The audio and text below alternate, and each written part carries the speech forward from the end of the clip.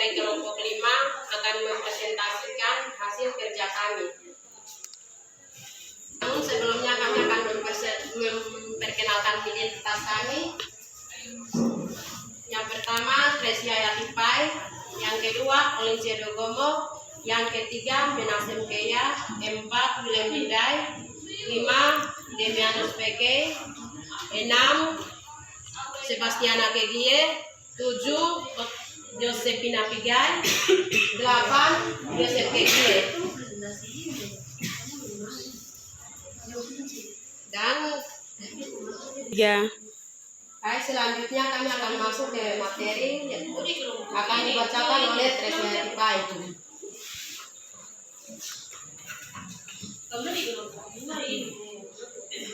Nomor 1, pengertian penatang ruang kelas. Tata ruang kelas adalah penentukan mengenai kebutuhan ruang dan tentang penggunaan secara terperinci dari ruang tersebut untuk menyiapkan suatu susunan yang praktis dari faktor-faktor fisik yang dianggap perlu bagi pelaksana belajar yang efektif. Jadi teman-teman, di sini pengertian tentang ruang kelas itu seperti di ruang kelas itu harus melengkapi semua bahan atau sarana prasarana untuk melengkapi dalam ruang kelas itu harus dengan baik dan aktif dengan baik. Dalam pengaturan perlu perhatikan hal-hal berikut: ukuran dan bentuk kelas, bentuk serta ukuran bangku dan meja siswa, jumlah siswa dalam kelas, jumlah siswa dalam setiap kelompok, jumlah kelompok dalam kelas, komposisi siswa dan kelompok seperti siswa pandai dengan siswa kurang pandai, pria dan wanita. Tadi sudah dijelaskan bahwa dirapikan seperti bangku, kursi, meja itu harus dirapi sesuai dengan peraturan di kelas. Itu supaya proses belajar mengajar bisa aktif berjalan dengan baik. Yang kedua itu pengaturan kondisi ruang kelas. Kegiatan belajar mengajar mencakup segala jenis kegiatan yang dengan sengaja dilakukan baik secara langsung atau tidak yang dimaksudkan untuk mencapai tujuan pembelajaran yang telah digariskan. Adapun faktor-faktor yang harus dilakukan dalam penyelenggaraan kelas. Pengaturan itu mengenai dalam pengaturan kelas. Penjelasannya sama yang tadi, tapi ada perbedaan. Di sini tujuan dan belajar mengajar harus disatukan atau bersama secara bisa belajar itu lebih lancar dan bisa lebih aktif dengan baik. Yang ketiga itu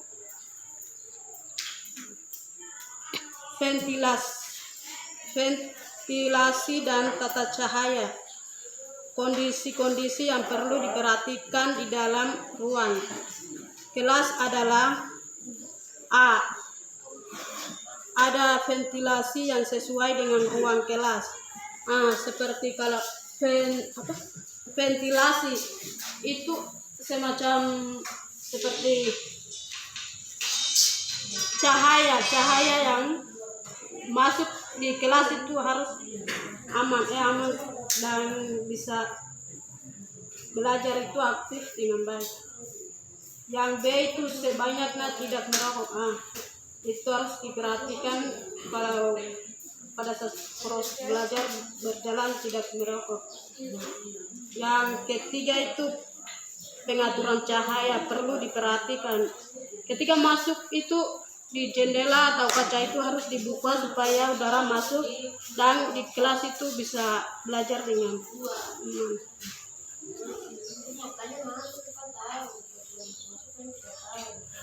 yang D, cahaya yang masuk harus cukup, sama dengan yang atas pertanyaan.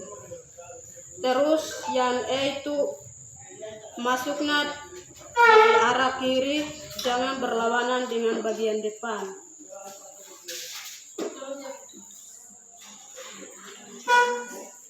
Jadi itu termasuk juga dalam cahaya seperti yang tadi, untuk jangan di cahaya itu harus lebih aman tadi dalam aktif dengan baik.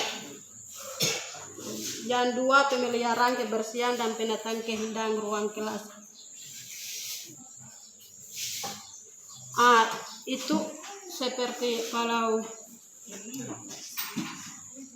di kelas itu biasakan wali kelas itu harus kontrol di kelas, misalnya supaya belajar itu lebih aktif dan lebih aman, dan bisa untuk membersihkan kelas dan proses pembelajaran bisa aktif dengan baik. Oke, ini dari nomor 1 sampai 3 saya sudah baca, dan 2 sampai 6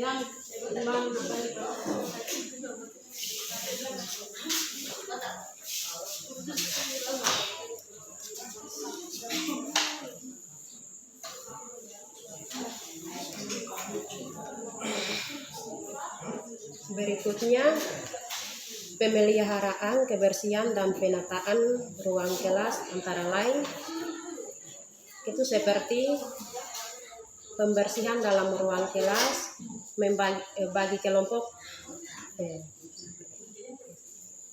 membuat jadwal untuk pembersihan dalam ruang kelas, terus memasang hiasan dinding dalam kelas seperti Garuda seperti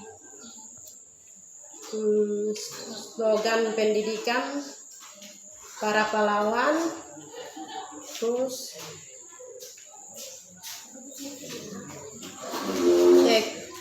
dan teks proklamasi. Berikutnya, perpustakaan kelas. Perpustakaan kelas ini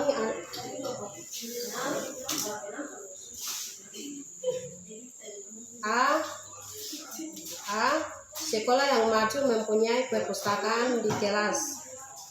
Ini perpustakaan ini akan membantu kita untuk mengerjakan tugas dan membantu untuk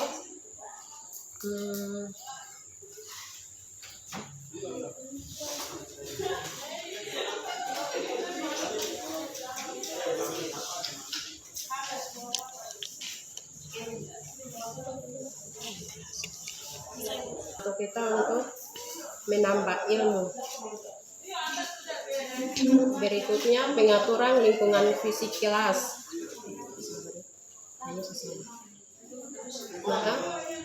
Media pembelajaran. Media pembelajaran semestinya diletakkan dalam kelas agar memudahkan dalam penggunaannya. Ini seperti media taruh lemari dalam kelas untuk taruh buku, seperti ada di belakang ini. Yang kedua, pengaturannya bersama-sama dengan siswa. Melibatkan siswa dalam untuk mengatur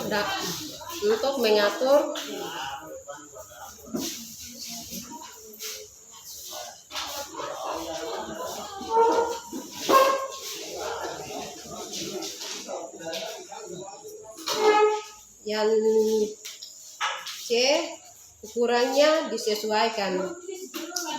Oke, warna terus kontras. Penempatannya memerhatikan estetika dan terjangkau oleh semua siswa.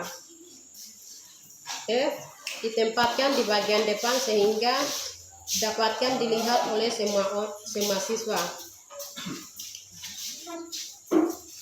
Yang berikutnya dibacakan oleh teman saya. Oke, yang berikut pengaturan lingkungan fisik kelas. Lingkungan sebagai salah satu faktor terpenting dalam belajar mempengaruhi pendidikan.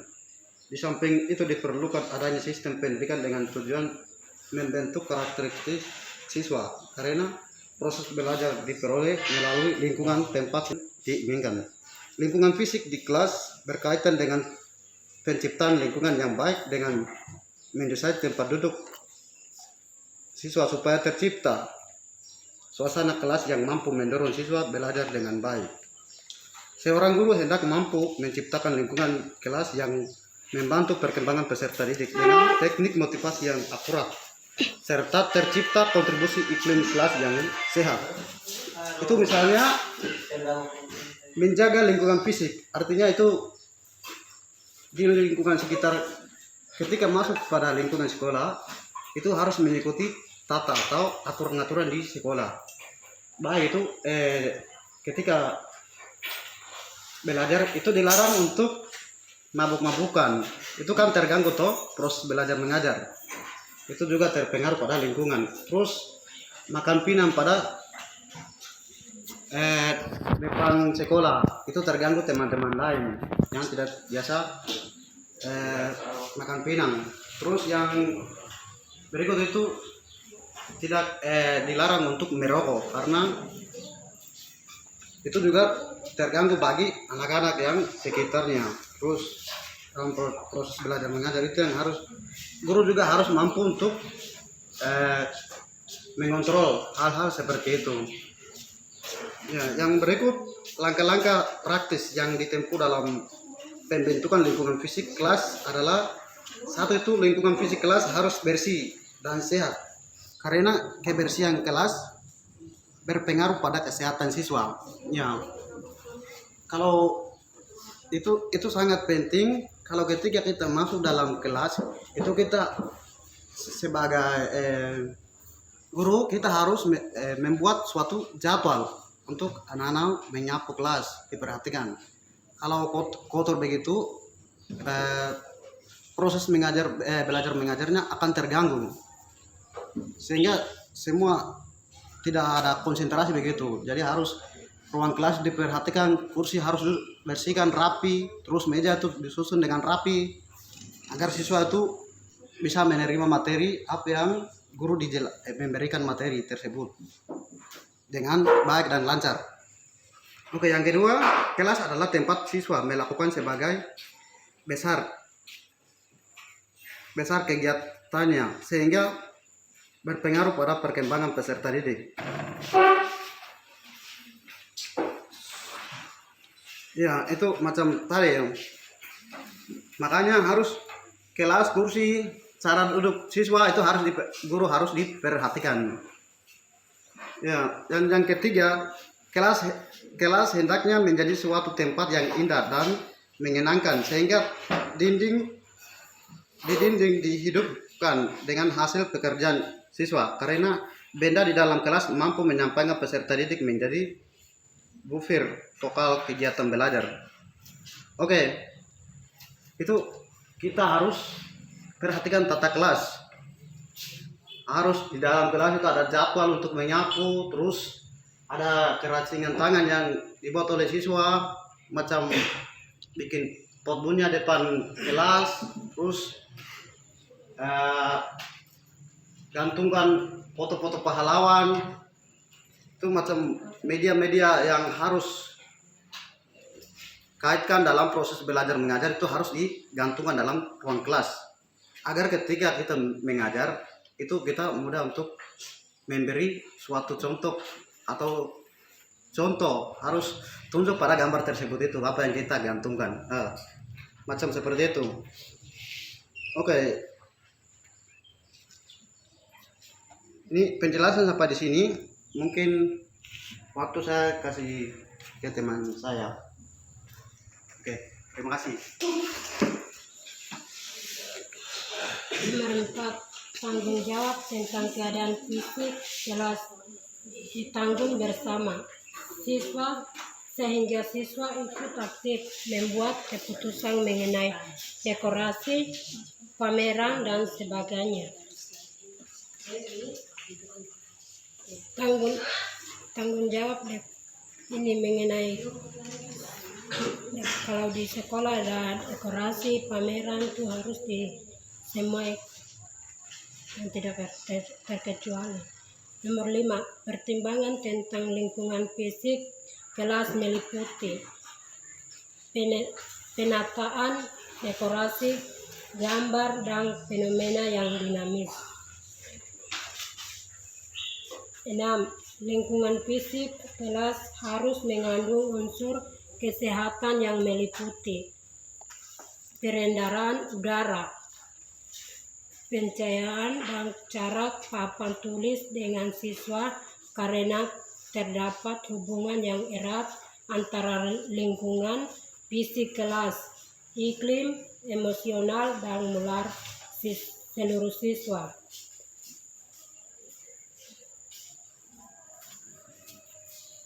Sebelum masuk ini kelas, semua buka ini jendela. Kalau belum hapus di papan tulis harus dihapus sebelum masuk guru. Peraturan tempat duduk siswa. Dalam rangka kegiatan belajar mengajar, siswa memerlukan tempat duduk yang tidak mengganggu siswa karena kurang aman atau tidak nyaman dipakai. Jika siswa duduk berjam-jam di tempat duduk dengan keadaan tidak cukup aman dan tidak nyaman, mereka tidak akan dapat berpikir tentang pelajaran tersebut dan terus-menerus merasakan sisakan sebagai akibat dan tempat duduk yang tidak nyaman. Kalau siswa masuk ke tempat duduk, kursi, meja itu harus menyiapkan.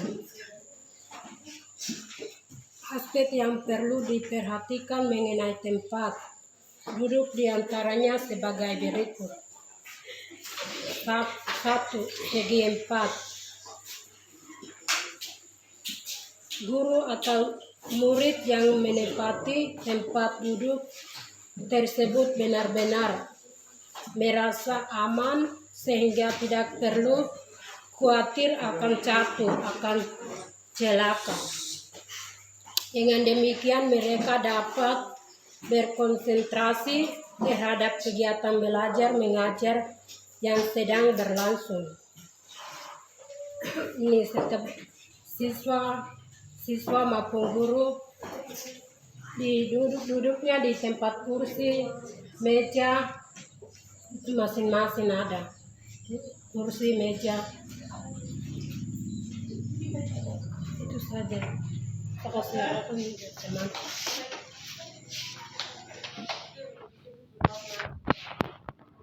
Terbaik. Yang nomor 2, segi kenyamanan. Kenyamanan di sini bukan berarti tempat duduk itu harus empuk, tetapi jika mampu demikian tidak masalah, melainkan tempat duduk tersebut cukup enak digunakan. Dilihat dari alasan yang diduduki harus datar dan jangan sampai miring, mempunyai sandaran tidak terlalu ke depan atau ke belakang. Perbedaan tinggi antara tempat duduk dengan tempat menulis harus memadai. Itu segi kenyamanan, artinya mempunyai berarti itu kalau ke depan Pak Guru atau Ibu Guru dosen mereka tulis atau menjelaskan tentang materi harus kursi itu sesuai teratur, jangan miring ke sana ke sini dan memperhatikan dengan fokus. Yang ketiga, segi ukuran agar merasa aman dan nyaman, sebaiknya diperhatikan kondisi tempat duduk yang memenuhi hal-hal berikut. Itu beberapa hal.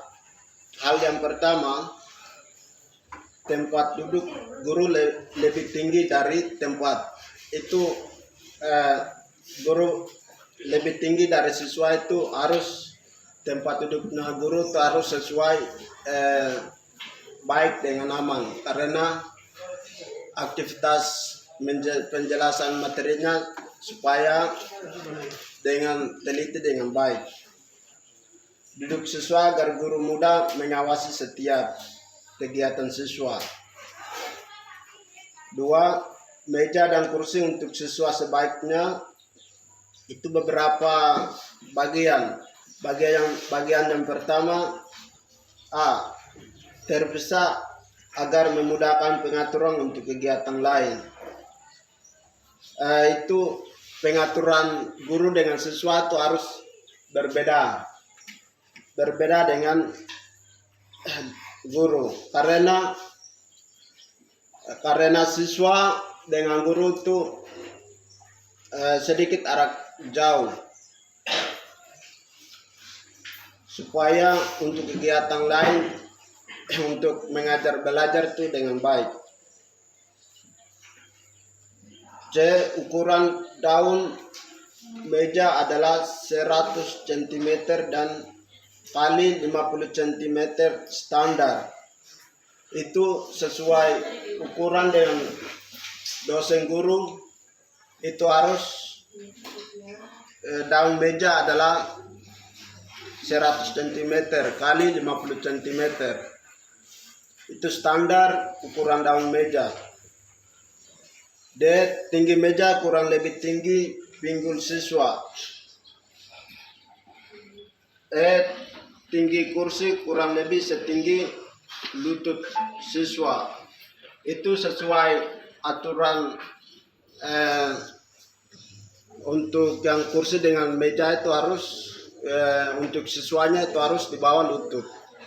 Untuk yang kursi meja dengan dipakai siswa. Bentuk dan ukuran tempat yang digunakan sekarang bermacam-macam. Ada yang satu tempat duduk untuk beberapa orang atau hanya untuk seorang siswa. Sebaiknya tempat duduk siswa ukuran tidak terlalu besar agar mudah ubah formasi tempat duduknya sesuai dengan kebutuhan. Misalnya pandai belajar dengan cara berdiskusi, maka formasi tempat duduk sebaiknya berbentuk melingkar. Itu untuk ukuran dan digunakan semacam beberapa orang itu macam dari guru mereka membagikan siswanya untuk mau berdiskusi itu harus meja dengan kursi itu harus berlingkar. Untuk yang kasih tugas dari dosen itu harus berdiskusi dengan bersama.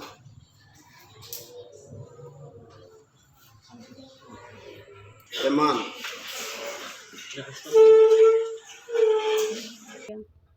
Jika pembelajaran ditempuh dengan metode ceramah, tempat duduknya sebaiknya berderat memanjang ke belakang atau berbentuk formasi tapal kuda buka huruf. Pola ini guru berada di tengah siswa. Pola ini dapat digunakan apabila pelajaran banyak memerlukan tanya jawab antara guru dan siswa dan lebih memudahkan saling berkomunikasi atau konsultasi.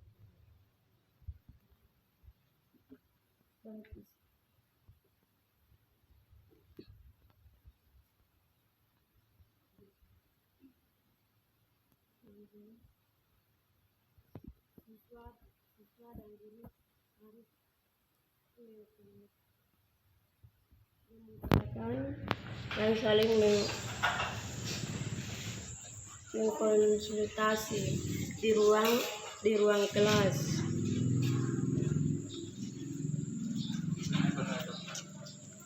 Pada umumnya tempat duduk siswa diatur menurut tinggi pendeknya siswa serta diatur secara berderat. Namun pada situasi dan kondisi tertentu hal tersebut tidak berlaku. Macam-macam pengaturan tempat duduk adalah bagian 1. Pengaturan tempat duduk tipe formal berderat. Jenis pengaturan tersebut kadang-kadang mengurangi kemampuan belajar siswa karena membuat guru mempunyai otoritas mutlak dan membuat siswa tergantung pada guru dan tidak terjadi kelompok. 1. Pengaturan tempat duduk tipe berkelompok. Pada tipe tempat duduk ini siswa lebih mudah berkomunikasi tanpa terbatas sehingga terjadi interaksi pada tolong-menolong antara anggota. 2 unsur penting dalam tipe ini yaitu kepemimpinan dan kerjasama. Hal yang diperhatikan guru adalah anggota tiap kelompok tidak lebih dari 6 siswa dengan seorang pimpinan dan posisi guru adalah sebagai pembimbing kelompok.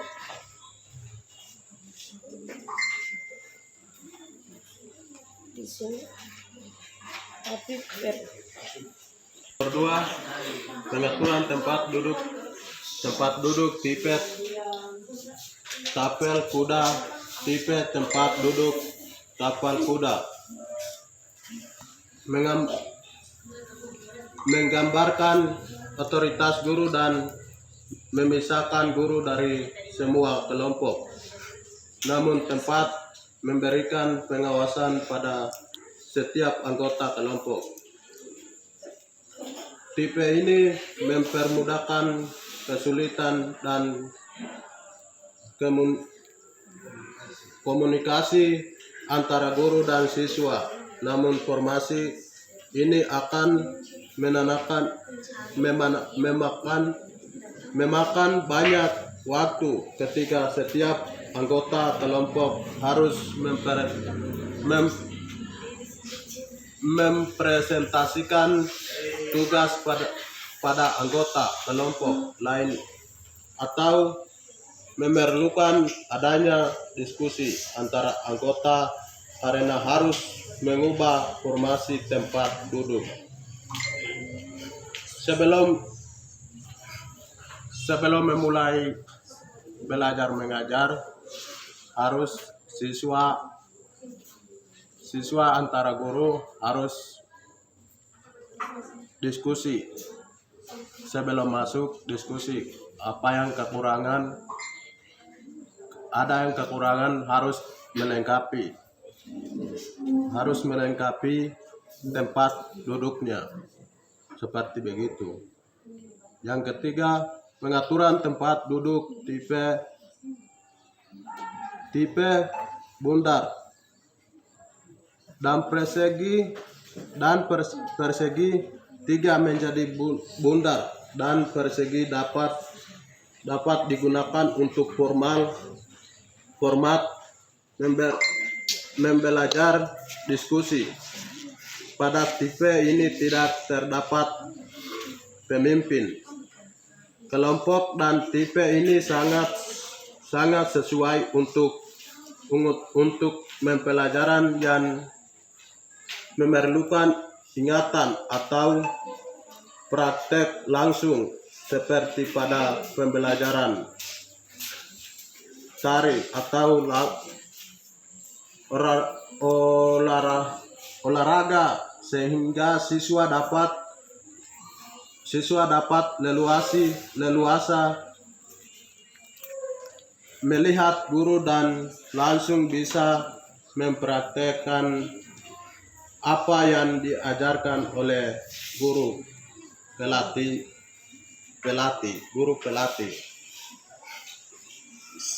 Dalam kelas sudah atur dan aman, tinggal siswa harus menyesuaikan apa yang guru mengajarkan dan mempraktekkan apa yang diajarkan oleh guru. Dan kursi-kursi dan meja-meja sekarang sudah aman, tinggal menyesuaikan saja. Sekian dan terima kasih. Waktu dikembalikan ke moderator. Terima kasih, presentasi kami cukup sekian sampai di sini. Selamat pagi semua. Selamat pagi teman. Selamat siang, Mem serta teman-teman. Di sini kami dari kelompok 5 akan menjelaskan pertanyaan-pertanyaan dari teman-teman kami. Di sini pertanyaan pertama dari Martina dan Novincedo, pertanyaannya sama. Jelaskan cara mengatur ruang kelas. Jadi di sini cara mengatur ruang kelas adalah membuat jadwal piket agar kelihatannya bersih, indah, dan rapi, sehingga siswa harus bertanggung jawab untuk membersihkan kelas. Guru memeriksa kebersihan dan ketertiban di kelas, memasang garuda foto presiden dan alat-alat kerajinan dengan memasang dinding mempunyai nilai edukatif, mengatur tempat duduk siswa dan guru, ventilasi dan tata cahaya seperti udara masuk di ruang kelas. Jadi di sini cara mengatur ruang kelas adalah seperti susun bangku di dalam kelas dengan rapi, menyiapkan tempat sampah, terus hordeng ini buka supaya cahaya masuk, dan juga rawat tanaman di depan kelas dan sekitarnya. Demikian pertanyaan yang kedua akan dijelaskan oleh teman saya, William Dudai. Oke, terima kasih untuk pertanyaan kedua dari Bernadetta Kudiai. Pertanyaannya, kita sebagai bapak ibu guru, jika anak tidak mengikuti aturan guru seperti pengaturan di kelas, apa yang harus dilakukan? Apa tindakan guru?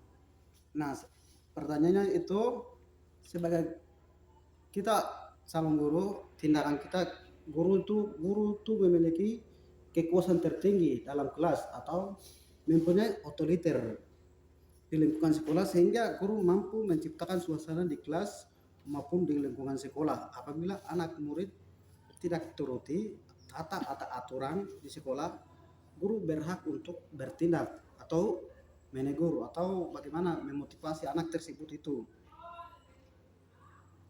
Anak tersebut di dalam perkembangannya dan memberi motivasi dibina, dan pelan-pelan bahwa harapan akan anak itu pelan-pelan punya optimis, punya harapan untuk belajar.